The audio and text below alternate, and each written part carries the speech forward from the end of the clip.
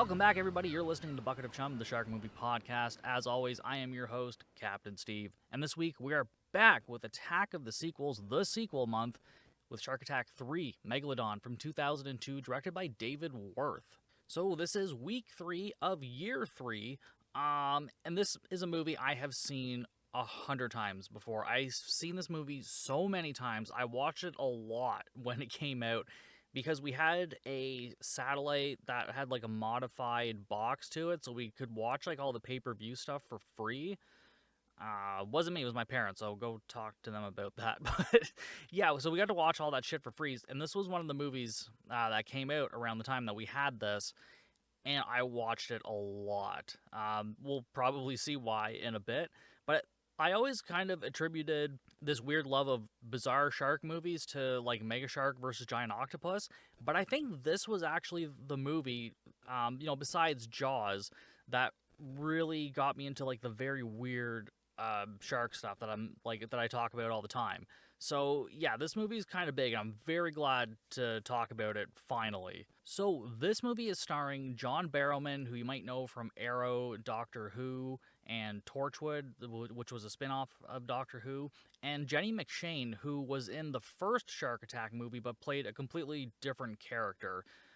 And so I don't feel like this is like really part of the series. It's more of like just the name is attached to it for, I don't know, reasons. Maybe the first two were sort of popular somewhere, so I have no idea.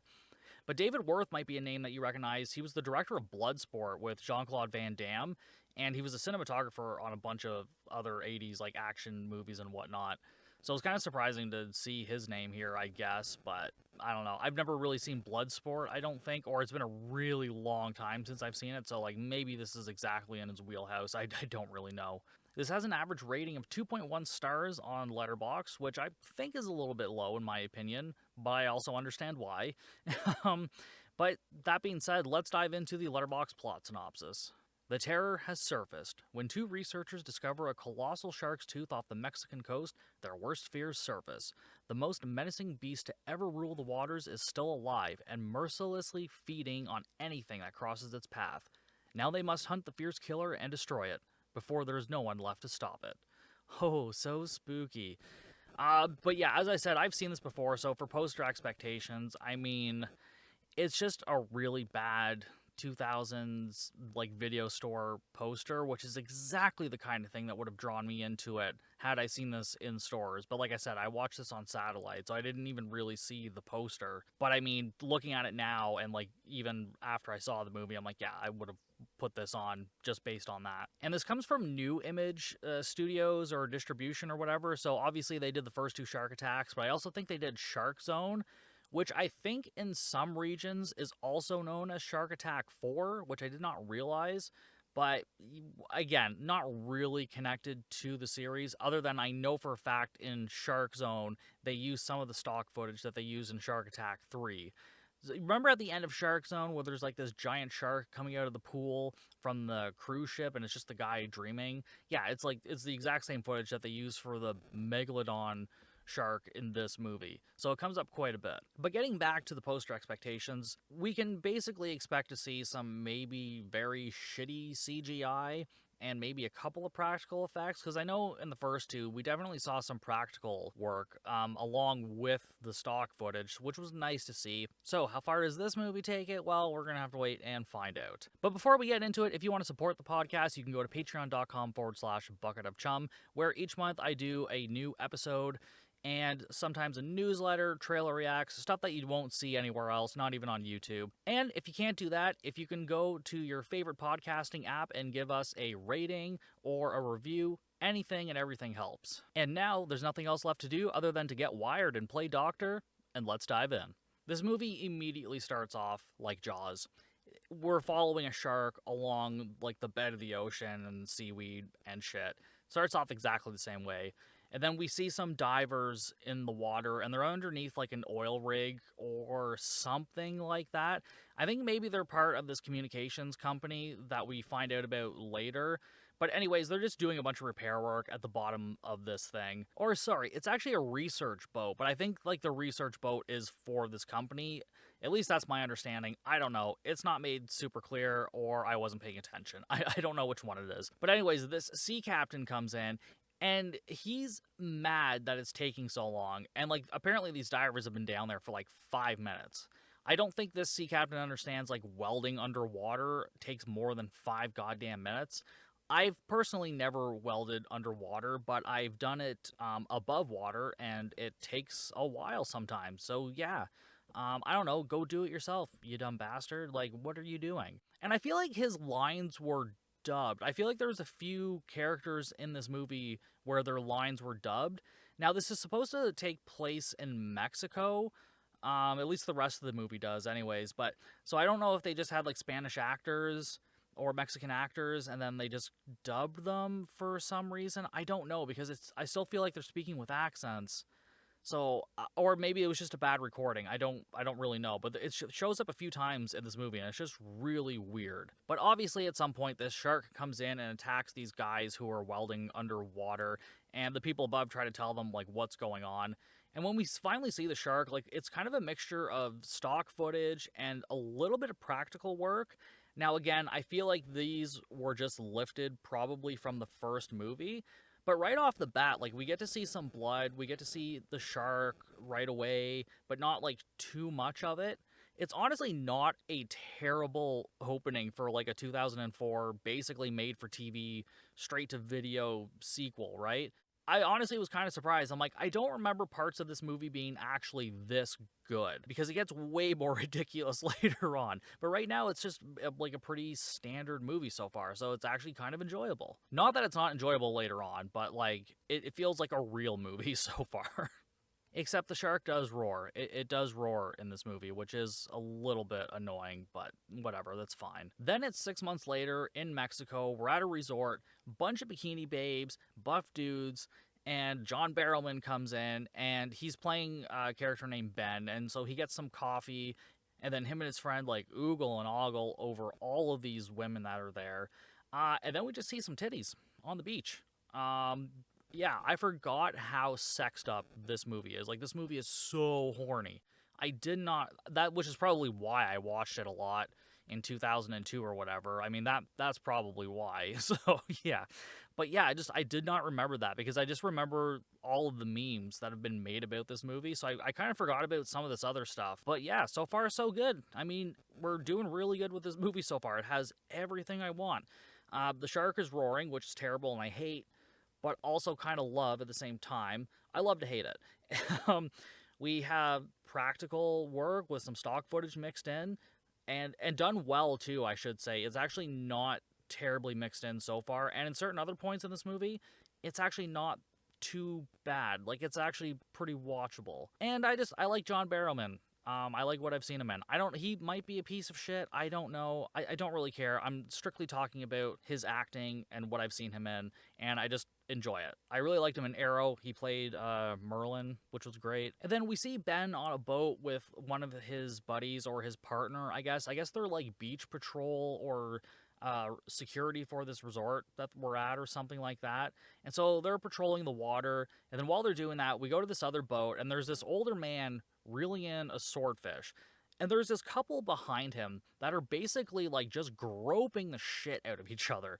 Like, they're like, I don't know what they're doing, but they're also having like a full-on conversation with this man, as if he doesn't know what they're doing directly behind him. It's so fucking weird. Like, this poor woman is just being felt up like crazy. Like, this dude is super horny. Like, I don't know. It felt like I was watching like Piranha 2 or something like that, or even Humanoids from the Deep in some aspects. Like, good God. And then we see the shark eats like half the swordfish, and then the dude reels in the half dead fish, and it's just a bunch of stock footage of a great white shark eating, I think it might actually be eating a swordfish. I don't really know. But again, they did actually a half-decent job of mixing in this footage together. But anyways, we go back with Ben and his patrol partner, and he goes diving into the water looking for lobster. So they've just gone completely off their patrol to go and steal lobster. I don't know if they're stealing it. Maybe they're allowed to be, like, doing this, but definitely not while they're working. It's not what you're getting paid for. I'd totally do the same thing, though. Go out and get lobster. Oh, man, I'm hungry now. Ben's diving down there, and he starts, like, scooping up some lobsters, which are already cooked by the looks of it, because they're red as shit. I'm like, I don't know if you guys know this, but I'm pretty sure lobsters are not red until you actually boil them. So yeah, I guess it's his lucky day. Like, he's got like a fully cooked meal at the bottom of the ocean, apparently. And as he's searching around, he sees this like giant fiber optic cable thing that's been like cut and torn to shreds. And then of course he pulls out a shark tooth from it. And then these two other divers just like sneak up on him like from behind him, scare the shit out of him. And I think like he almost stabs them too. Which I'm like, yeah, why wouldn't you swim around a little bit or at least try to make some noise? Like, I know it's hard when you're diving and whatnot, but like, I don't know, maybe don't do that.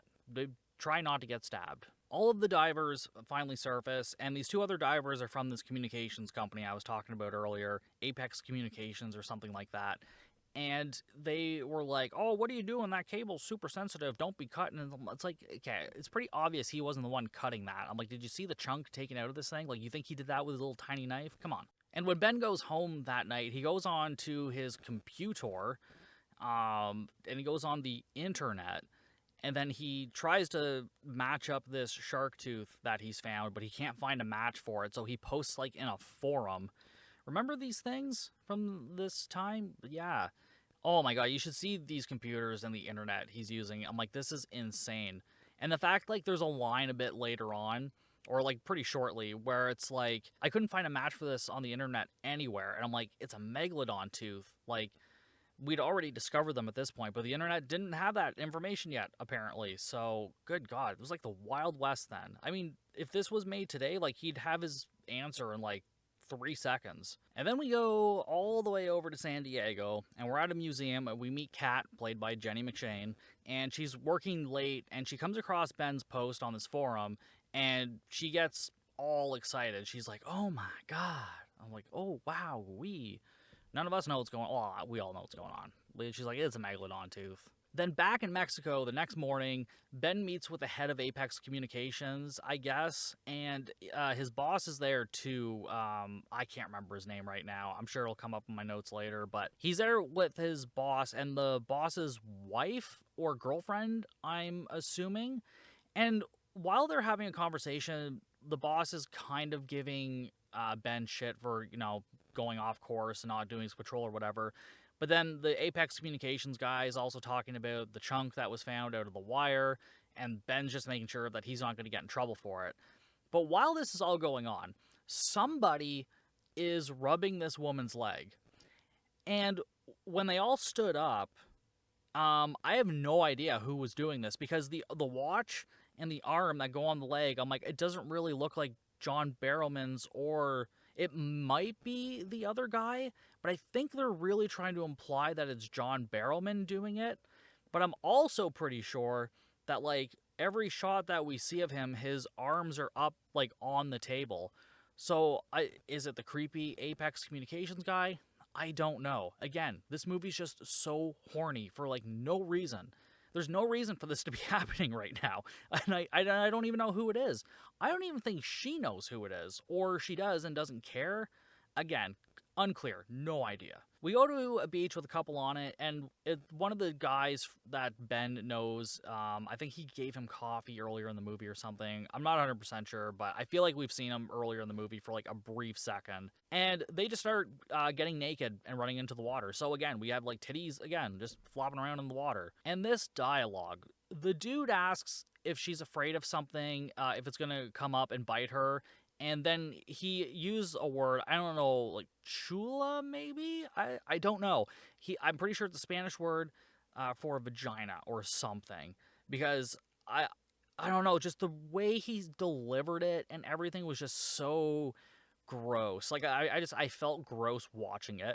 I was just like, oh god, like, just do whatever you're gonna do. Just stop talking, because The dialogue was just awful. And then our shark comes up and eats another shark right in front of this couple. So they come running out of the water naked and whatnot. And then later on, Ben and his partner arrive to investigate. And then Ben checks the tooth on the shark against the tooth that he pulled from the cable. And it doesn't match, obviously. And I guess this like half shark that they have now found is like a sand tiger shark. So obviously it's not going to match the Megalodon tooth. And then Kat comes up to him at this moment and introduces herself and says like, oh yeah, I saw your message. And then she says that she believes that it's a species related to the mako, and it's very nomadic, and it's like very, very rare or whatever. And Ben is like, well, is it dangerous or whatever? She's like, nah, it's no more dangerous than a mako. You know, it just keeps to itself or whatever. But Ben wants to know because he wants to keep the beaches closed if he has to, which I'm assuming, you know, he's going to try later, and they're not going to let him because money and vacation and beaches, because, you know, we have to have that plot point, right? Every movie has to have that plot point. Close the beaches. You can't close the beaches. Close the beaches. We can't close the beaches. Ugh. Fine, you know what? Don't close the beaches. Just tell everybody, hey, there's a shark out there. Go swimming if you want. And I bet you anything, a bunch of people are going to fucking go in there anyways because they don't care. So just tell everybody, open the beaches, and then you get the best of both worlds. The smart people will survive. The dumb ones will probably get eaten. Basically, just let nature do its work. Later on, we see Kat on a cell phone, and she knows what the tooth is, and she tells the person on the other end, like, yeah, we need the camera guys down here now so we can do this, blah, blah, blah. The tooth is the real McCoy. Like, even in 2004, I don't really feel like a whole lot of people were using the real McCoy. But anyways, that night at a beach party, there's this, like, punk rock alt couple chasing each other around, and then they go down this water slide. Again, so horned up, this movie. My God, this is the horniest movie I've watched in a long time, I think. But, Jesus. They end up going down this water slide and into the water, and they're eaten up, like, immediately. But we do see some, like, practical close-ups, which was nice. They're quick, we don't see much, but, like, it's something anyways. And then at Apex Communications, there's an alarm going off, and then we see the boss dude is, like, yelling at some people on the phone to get this fixed, and blah, blah, blah. And again, looks like his lines were dubbed here, so I don't know. I didn't look too much into it, because I feel like it really doesn't matter, but if you do watch this, keep that in mind. There's going to be some weird, like, dubbing things going on. It'll be the least of your concerns later on, probably, I'm sure. The next day, Ben goes down to the dock, and he sees two guys that I think we saw him talking to earlier, but they're getting into this yellow submarine. We all live in a yellow submarine, a yellow submarine. Anyways, I think we saw this one in the first two movies as well. I don't know. It kind of looks like maybe we saw this one before. But yeah, they're going down to fix this cable or something, so I guess they technically work for Apex Communications. And the older dude says something about Ben having great instincts, and he'd make a great submariner, foreshadowing much. On the beach, Kat is being oogled over by these camera guys that she's brought, like before they even head out on the boat. And then when they do get on the boat, they're using, like, this camera to, like, check out her ass. And I'm just like, your eyes are right there. She's 3 feet away. Like, what are we doing? And again, just so horny, this movie. My God. Like, just like everybody had a raging, like, boner hard on while they were doing this. Lady boners included. And Kat tells these two guys to get as much footage as they can. And so they start chumming the water. Like, listen, if I knew a Megalodon was out there, I'd be in a much bigger boat than what they're using, because this thing is not big enough for these purposes, in my opinion. And Ben and his partner see them chumming the water, and he watches for a minute or so. And then I guess some time passes, and then the shark starts, like, nudging the boat, and they start filming. They get all excited and happy, even though, like, so far I think all they've filmed is, like, the shark fin. And I think somebody pointed this out in the trivia on IMDb, but yeah, the whole time they're, like, so excited about getting these pictures and footage, there's nothing in the background to give this thing scale. Like, they're taking pictures of a fin in the water, and it's like, okay, but, like, how we can't tell how big these waves are. Maybe, it's dumb. They're getting excited over nothing because they have no frame of reference, which again was the same problem we had with last week's movie. There was no frame of reference for how big anything was. And they kind of do it again in this movie a little bit. But to get a little bit closer, this cameraman is then like hooked onto the boat with this harness so he can like hang off the side of the boat. Yeah, that's going to be great. So yeah, they get footage of the shark, all very exciting. And then the shark bites the boat where the dude was standing, but he moves out of the way. He's fine. Don't worry about it. He survives. And then Kat grabs a tooth left behind by the shark and is like, yup, that's him. No shit. You mean this giant shark? Now, granted, this isn't like a giant Meg yet. This so far kind of just looks like a big great white, which is why they're using the stock footage. But they do explain in a little bit later on that it is just a baby Meg. It's a baby Meg shark. Baby shark, do do do do do do. Baby shark, do do do do do do. Baby shark. Anyways, Kat says she needs to tag it, so she tags the fin with a tracker and it has a camera attached to it as well. Yeah, I see you, Shark Knight 3D, you bunch of fucking hacks. Shark Knight 3D did it better, I think, though. On the beach, there's a dude playing frisbee with his dog, and he throws it into the water, and the dog is like, yeah, I'm not going in there to grab it. There's some big fucking thing in there. I can smell it. Can you smell it? Well, fuck you. I'm not going in. You go get it. So the dude goes in, and he grabs it, and then he throws it towards shore, and then the shark comes in, and basically it's like the same footage of the shark biting as before, and then we see his leg sink down to the bottom, so we do get a little bit of gore here. And again, this feels like maybe an homage to Jaws, because it's definitely a very similar shot, where we see in the pond the one dude who was trying to help the other guys out. But yeah, it was pretty cool though. Some half-decent gore, and again, so far this movie is like half decent for like a 2004 straight-to-video sequel slash, I don't know, whatever you want to call it. Ben then goes to Kat's room and tells her there's been a shark attack, and so she invites him in and tells her that they found a leg on the beach or whatever. And then he finds a business card on the table. I guess when she first introduced herself, she said that she was a marine biologist, which isn't technically true. She works at the museum, but I don't think she's necessarily like just studying marine biology. So he's all mad because she lied. Now he's upset. So she tells him the shark that they found is just a baby, but this thing is rare and it's a big deal. So they know this is a baby shark of a thought to be extinct species, and no one asks where the mother is? Someone watched Jaws 3, I think. Then the next day, Kat goes down to the docks after Ben has stormed out of the hotel room the night before. She says, like, oh, we should team up so we can find this thing. And he says, like, he's taking it out at the first sign of trouble. Like, he's not there to study it. He's going to kill it. She wants to study it, blah, blah, blah. But she's like, fine, yeah, that's fine. If it gets out of hand, we'll fucking kill the thing. So they go out on the boat. And we get all the theories of how the sharks like hid in the trenches to avoid the ice age or whatever. So again, just the popular Meg theory that they're still hiding in these trenches, which I don't fully believe. I don't believe that the Meg is still out there. I know a lot of people do. They're like, you can't tell me what's down in those trenches when we haven't seen them. And I'm like, granted, I can't, but like, I kind of feel like this isn't down there. If it is, I will eat my own words, and then I will never go in the ocean ever again. But that day hasn't come yet, so here we are. And then they get a signal on the shark and start following it, and it's headed right for the resort. Of course it is, because, you know, they just went out into the water, so of course it has to come back into the resort. So Ben radios the lifeguard, and they start to get everyone out of the water. And as they get close to the shark, Ben starts, like, shooting at the shark, and Kat is like, no, and then drives the boat all erratically, and then, like, he falls down. Yeah, both of them dumb. Like, his gun wasn't doing shit, okay? Like, we get that. But then, like, she just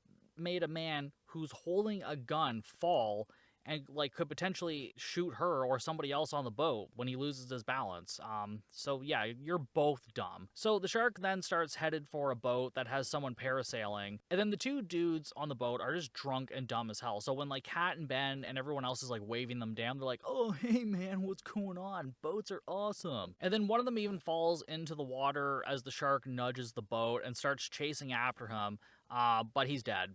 And again, it's kind of just the same old footage we keep seeing over and over. But they do mix in some, like, stock footage of a shark biting, like, a fish or something. So it's, like, actually filling the water with blood. So I kind of appreciated that. And the way they cut it, like, you can't really tell it's biting into a fish. So it looks kind of cool. I appreciate that they at least try to mix some of the things up early on in this movie. And then the shark bites the rope holding the parasailer, and then starts just heading out to sea. Just taking the parasailer for a little ride. And Ben and Kat rescue the other dude on the boat first, for some reason. I'm like, he's already on the boat. He's not in the water. Why don't you go after the parasailer who's sailing away with a fucking Meg shark? Like, why are we stopping here first? Like, this makes absolutely no sense. And then we see that this shark is pulling the rope further down towards the water, and then the woman finally lands in the water, and then Kat grabs her and tries to pull her on the boat, but she sucks at pulling people on boats, apparently. This is just not in her fucking wheelhouse. Yeah, so the shark gets her. We get a little bit more practical shark teeth, I feel like, here, and a little bit deaf. Again, maybe it's just footage from the first two movies, but it looks fine. I'm really not mad at it. I'm liking it. Ben is in his boss's office, and the boss gives him shit, and that he said he knew about this Jurassic shark. Whoa, tying this all together, crazy. Does Sharkenstein come in this? No, that's disappointing. That's the one disappointing thing about this movie, is that there is no Sharkenstein. I feel like most movies could probably be fixed with a little Sharkenstein cameo. That's just me, though. I'm a bit off my rocker. And then, of course, this is where we get the, I want to close the beaches. You can't close the beaches. Oh, fine. Fuck off. Fuck all of you. Like, Jesus Christ. He basically just then tells Ben to kill this thing quickly and quietly. Ben goes back to Jenny, and she's all sad, saying she's been studying fossils all her life, and she's not ready for the real thing, and she cries and cries and cries. And then they try to figure out what's running through the cable to figure out why the shark is attracted to this Apex communications cable. And they say it's probably because of the electromagnetic fields. And I'm like, yep, just like, I feel like that part we've seen a few times too or whatever. Stop me if you've heard this one before, like really. And then they meet up with the old submarine diving dude who helps fixes these cables or whatever. And I guess he used to be in the Navy. Because at some point we see him with like this big Navy, he's not a Navy SEAL, like a SEAL of the Navy behind him. And then there's like two pictures of presidents. One of them was Bush, and I couldn't tell who the other one was. Doesn't matter. I don't really care. But yeah, it's just they wanted us to know, like, yeah, this dude was like in the military. He knows things. He's done stuff. And I feel like I've seen this actor in other movies where he's played like a military dude or something. But anyways, they start going over where the cables are laid, and they're seeing that they're running by like the deep ocean trenches, and that it's probably going to attract more Megs, unless they stop this project. But again, they need more evidence because no one's going to believe them. And so Kat and Ben head out on the boat with the cameraman while old dude hacks into the Apex computers. Oh my god, this hacking scene is just, this is the scene where like he's got the Navy SEAL behind him and like the presidential pictures or whatever, and he's like, yeah, I'll give you your password. And I'm just like, you're probably just typing in a password because you work for them, right? Like that's what I'm assuming here. But yeah, he finds out that basically this company knew that the lines were leaking electromagnetic fields and that maybe something might happen, but they just didn't care. Again, not completely clear. So basically the problem is cables. Cables are the problem, so I guess they're going to try and go wireless. I don't know. So this old dude, Chuck is his name, he goes to the big boss's office and he confronts the head of the company, you know, that they knew about the diving accidents regarding the shark attacks. And then he's thrown out of the office and the boss tells him, like, oh, you know, you can tell whoever you want. You're just a disgruntled employee. Who's going to believe you? And I'm like, well, true, fair enough, I guess. Although I think nowadays we've learned a lot better. It's like if a disgruntled employee tells you something, it's like, well, it might actually be true because they're probably pieces of shit. The head of the companies, not the disgruntled employees. Ben and Kat track the shark down and start getting ready to stab it with some spear that has like poison in the tip of it or something. And then the shark hits the boat, knocks everyone around. They hit it with the spear, and then the shark just keeps attacking the boat. And then one of the cameramen gets knocked out.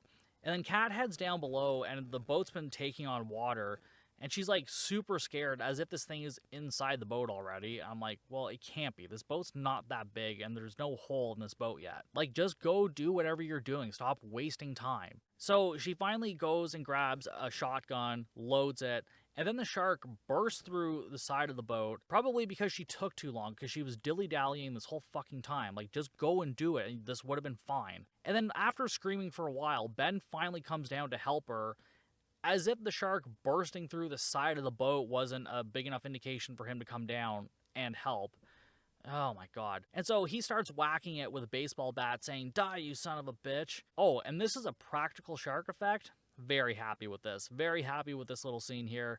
It was great. And then after struggling for a while, Jenny finds the shotgun again as like Ben is keeping it busy with the bat.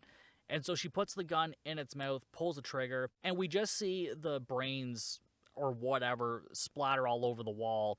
And then we just kind of see like the nose of the shark dip down into the water. So they probably didn't have money to shoot the actual shark or make it actually explode. But the way they cut it, I was happy with. I'm like, I understand this, and I'm fine with this. This is decent. I like it. Oh, and when she blows its brains out, she says, "Now you're extinct, fucker." Like that. Oh, yeah. This is like that's like the tipping point of this movie. Is like basically right here is when it all starts to just be like, what the fuck am I watching? Because basically they could have taken this first like 45, 50 minutes of the movie or whatever and just stretched that out and made it about this, and this could be the end of the movie. But they said, no. We are going to have a big Megalodon shark in this movie, not just a baby one. And so, yep, they go and do it because these two go out on top of the boat and his partner is patrolling, I guess, and they flag him down.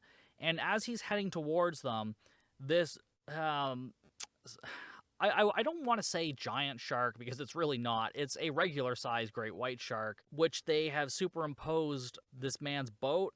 And the shark just kind of gobbles the boat up in like one gulp, like not a problem. These are like the memes and GIFs that you have probably seen about this movie. I'm definitely going to throw a few of them up on Instagram and maybe on the screen right now. And if you're listening, you didn't get to see anything. So, I mean, I guess that sucks to be you. But it's just this whole part is so iconic to me because was the part where I'm just like, what the fuck am I watching? Oh my god, it's just amazing, and it just gets more ridiculous from this point on. But yeah, it's just this regular fucking shark that has like these shrunken down versions of everything comped in to make it look like it's eating like a giant ship or just a regular person. Like, oh, it's so bad, but it's so good at the same time.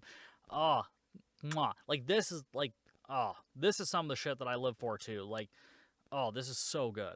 And every time we see this kind of thing in the movie where it's eating something whole, it's just the same shot of this shark over and over again. Again, amazing.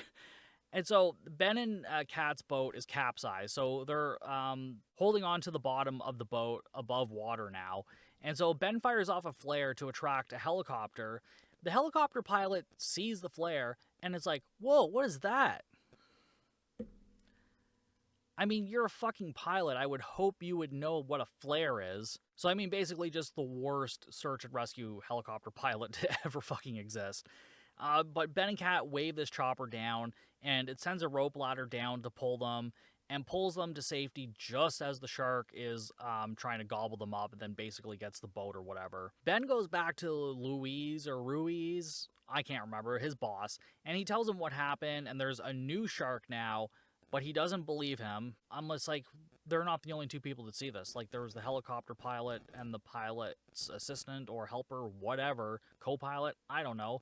There were two people on that helicopter besides Ben and Kat, so, like, yeah. But anyways, he doesn't want anybody else to know what's going on, blah, blah, blah, typical nonsense. And basically, Ben ends up quitting, so he goes downstairs and he meets Chuck and Kat in the lobby. And then Chuck tells them how Apex knew about this the whole time, but the Navy won't come in, otherwise it violates something, whatever.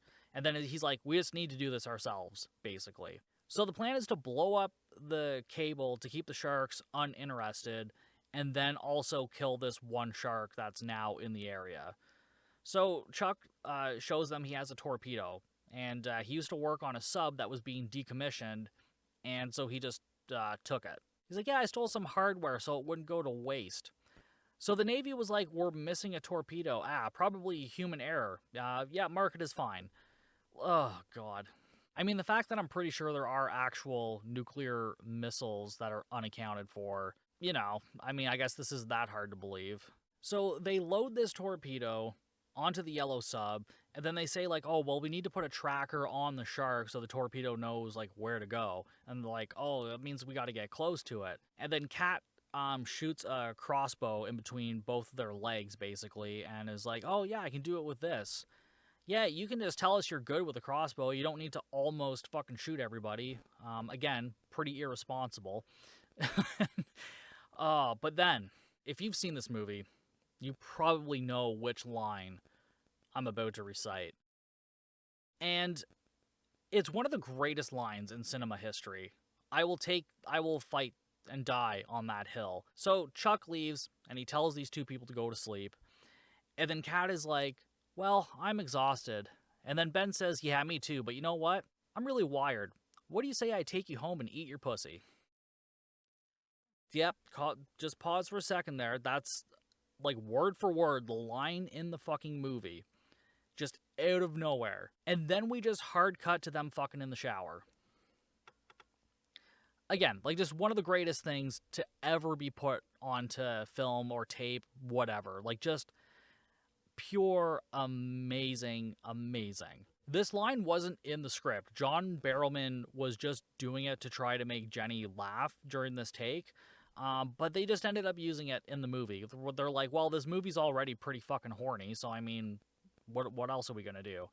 And again, like I said, it's honestly one of the best filmmaking decisions ever made. So the next day, Ben and Chuck are in the sub, and Jenny is up in a helicopter.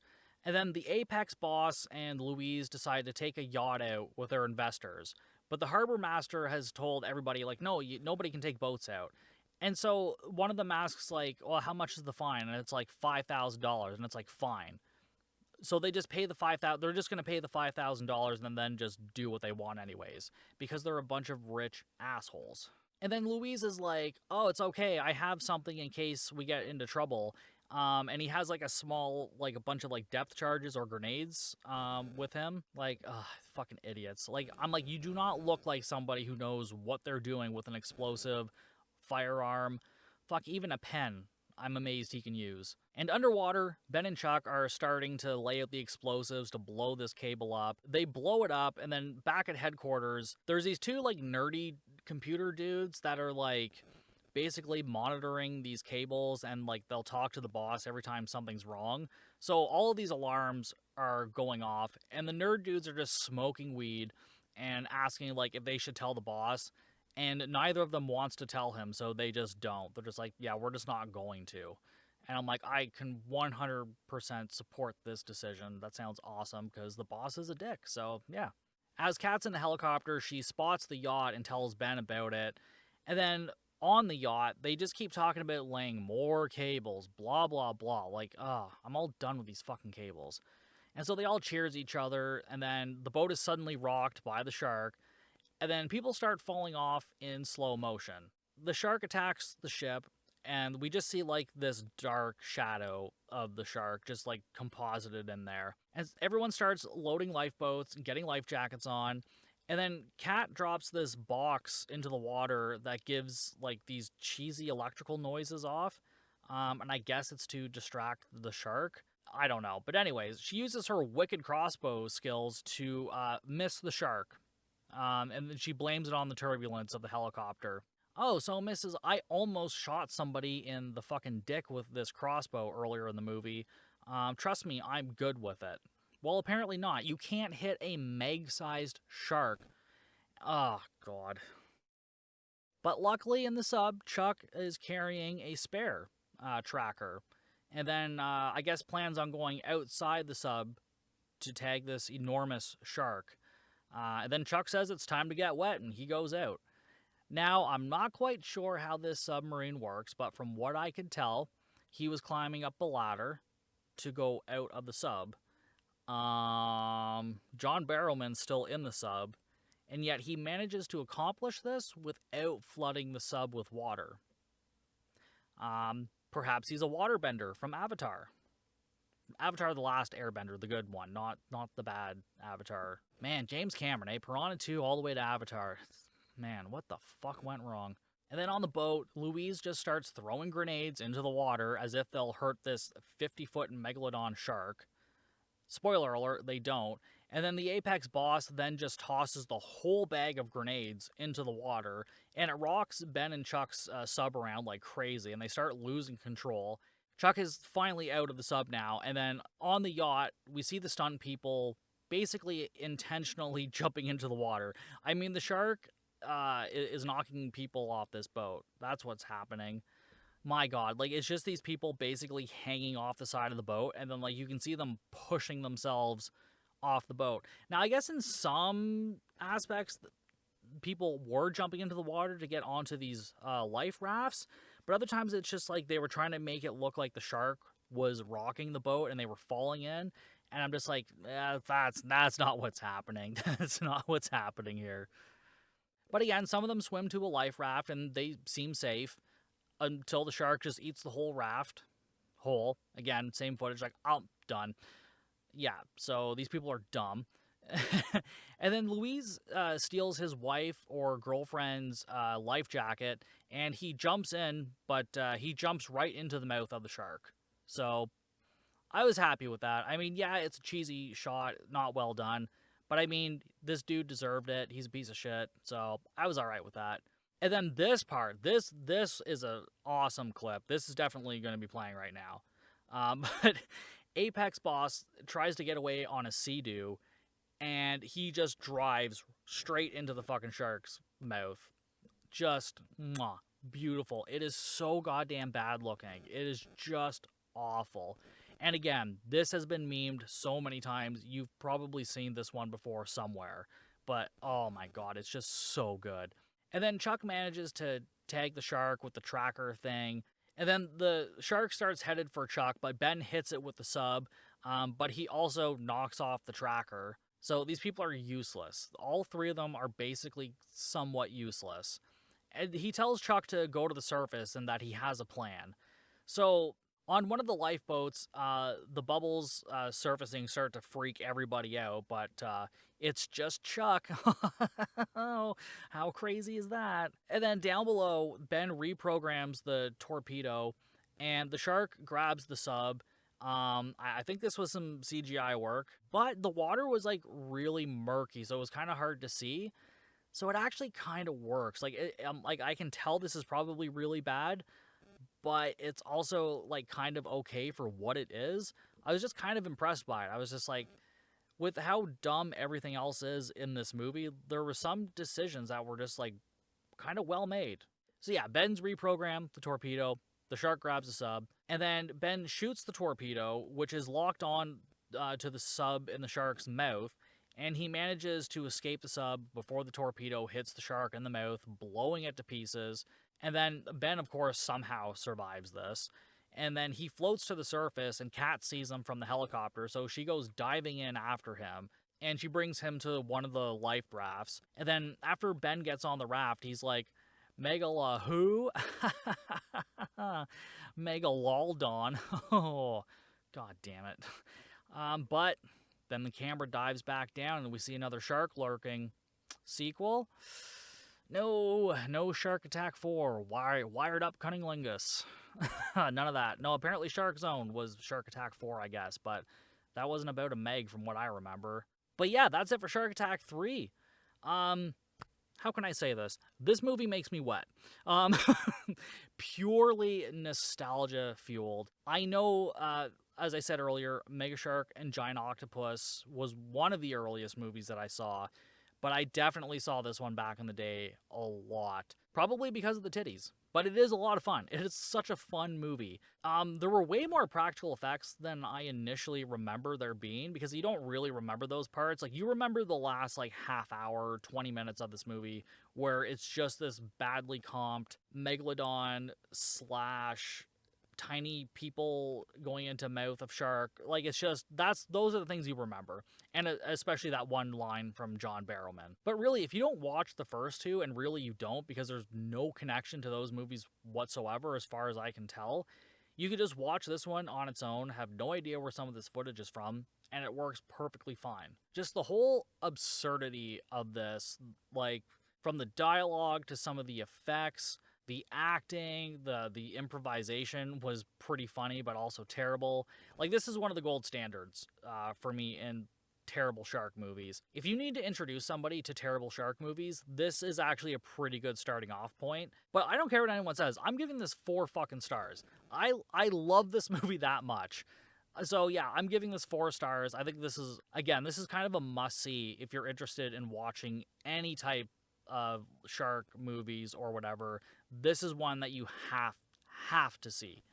I highly recommend it, so if you could find it somewhere, go and give it a watch. But that's it for Shark Attack 3, Megalodon from 2002, and next week, we are doing Deep Blue Sea 3, and that'll be closing out Attack of the Sequels, the sequel month, and don't forget that this month's Jaws episode will be on Orca, the killer whale, over on Patreon. So again, that's patreon.com/Bucket of Chum if you want to support the podcast and get access to that episode and all past episodes. But otherwise, that's it for me, and I'll see you guys next week for even more Bucket of Chum.